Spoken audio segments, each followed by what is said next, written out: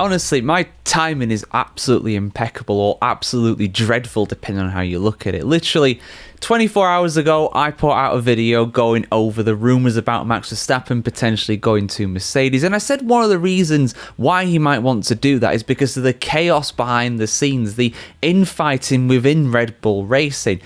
And literally, today as I record this, yesterday as you guys see this, Christian Horner, the CEO and team principal, or former I should say now, of Red Bull, is gone. He's been sacked. Out of absolutely nowhere, Christian Horner has been sacked. There's been some murmurings about this happening. I put a video out literally a month ago saying that I didn't believe all the rumours that Christian Horner was going to leave Red Bull, but it turns out maybe there was something to that because he's gone.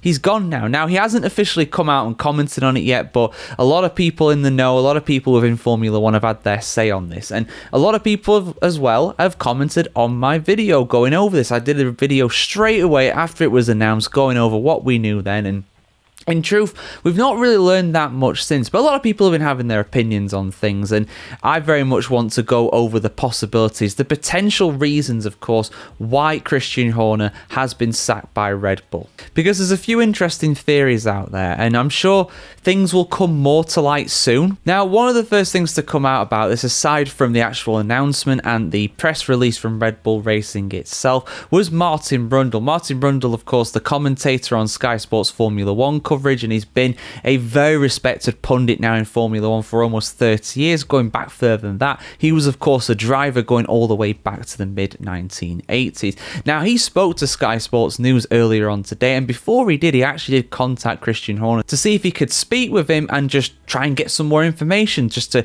get as clear a picture as possible as to what has gone on. And while Christian Horner didn't actually speak to him, he did exchange messages with Brundle, and he basically said that he had no idea why he was sacked. He doesn't know the reason why he was sacked. Now, let's just think about that for a second here. So officially in the UK, to actually sack someone, remove them from their position, you have to have a reason. Legally, you have to have a reason. Unless he was, of course, technically a contractor, technically a freelancer effectively, you don't have to have a reason in those kinds of scenarios. But if you're a permanent employee of an organisation in the United Kingdom, which obviously he was because Red Bull are in the United Kingdom, you have to have a reason for getting rid of them. Now, of course, Red Bull are an Austrian organisation, so maybe the waters are kind of muddied on that one, but of course Christian lives in the UK. Red Bull Racing are based in Milton Keynes, so I think for all intents and purposes in this example,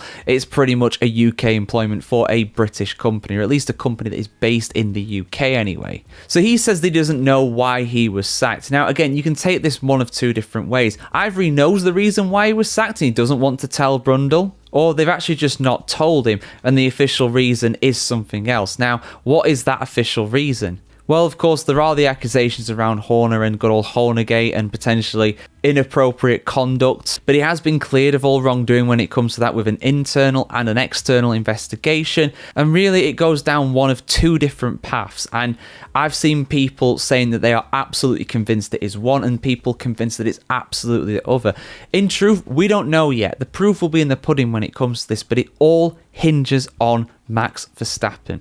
Now, I'm not saying that Verstappen is the reason why Christian Horner got sacked. Interestingly, he did put a message out on his Instagram not too long ago as I record this, basically thanking Christian Horner for everything he's done for the team. Of course, things could be different behind closed doors, but publicly he has said thank you for your service effectively. Same with what Red Bull did, which is the minimum you would expect. I don't think there's too much bad blood between them. Privately, there might be a little bit, but I'm not saying that Verstappen is the reason why he got sacked. At least not directly anyway. See, there's been a bit of a civil war in Red Bull for quite some time now. You may have noticed the fact that Jos Verstappen has not really been in the paddock quite as much recently.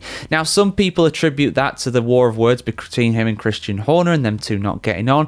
Jos did say a little bit ago that apparently is because he wants to care for his wife and he's been busy with motorsport and stuff like that and other kind of ventures really. Doesn't really feel the need to be by Max Verstappen's side in the F1 paddock right now, which is absolutely fair enough, and I will take his word for that. But I'm just saying that some people have linked Jos Verstappen being absent from the paddock to this potential war of words with Christian Horner. Also on the Verstappen side of things, you've of course got Helmut Marko, who's the senior advisor to the Red Bull Racing organisation. So it kind of seems a little bit like, I mean, it's not the case obviously, but it seems a little bit like it is everybody against Horner. Horner is the only guy that's just kind of holding out there now. And I think the biggest supporter for Christian Horner back in the day was, of course, Dietrich Mateschitz, the former owner of Red Bull, the guy who got Red Bull involved in Formula One in the first place. And ever since he passed away, things have pretty much fallen apart when it comes to the organisation in Red Bull. We've had Jonathan Wheatley, who was left to go to Sauber. We've got Adrian Newey, who's, of course, left to go to Aston Martin. Now Christian Horner is gone as well.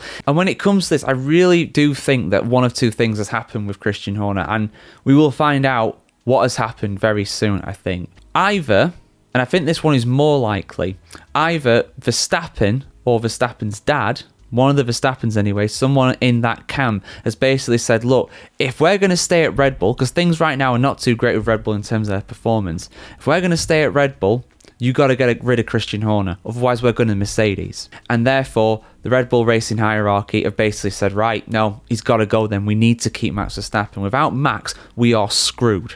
And I can see why they think that if that's the case.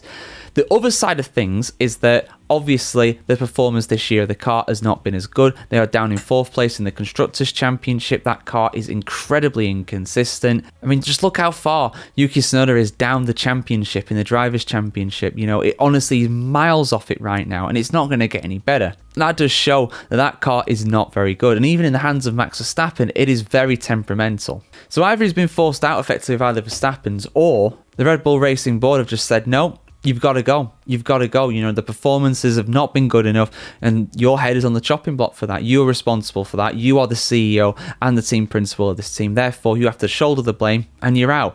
Now, one of those two things has happened. I think to get rid of Horner just before a big regulation change like this, I think that is a very potentially misguided move. You know, you want your experienced individuals there. But, you know, we'll see what happens with this. Obviously, the proof will be really if Max Verstappen stays or goes. My money will be still on him staying. I'll stick by what I said literally yesterday. Obviously, things have changed, but I stick by what I said. And I do think that Max Verstappen is going to stay at Red Bull. So I think that first theory might be one that's happened. And before anybody says, oh, this is a conspiracy theory, how can you say that the Verstappens want to get rid of Christian Horner? Jos Verstappen literally said that the team will, quote, explode if Christian Horner actually stays at the team. So he very much wants rid of him.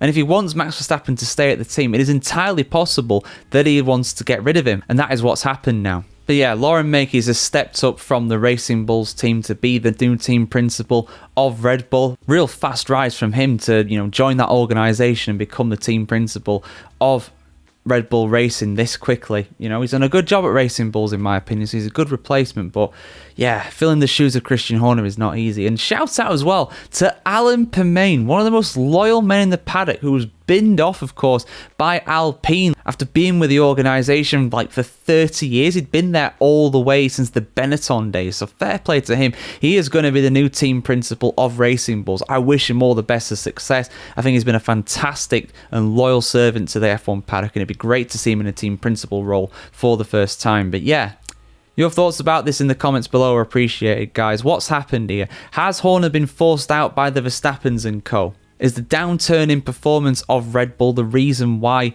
he is gone? Or is it all because he really wants to go to Ferrari? And that's something we've not actually touched on as well. What does Christian Horner do from here? Does he go to Ferrari to replace Fred Vasseur like some people are saying? Well, presumably he has some kind of gardening leave in his contract, and depending on how long that gardening leave is, he won't be able to do anything for the time that is actually there. It might be 6 months, it might be a year. We don't know. I mean, the guy was there for 20 years. He knows Red Bull Racing inside and out, so he would have a really long gardening period, and it might well be like a year. I think Adrian Newey's was about that similar kind of time as well, so I'd imagine it'd be the same for Christian Horner. But guys, yeah, let me know what you think. Where does Christian Horner go next? Does he come back to F1?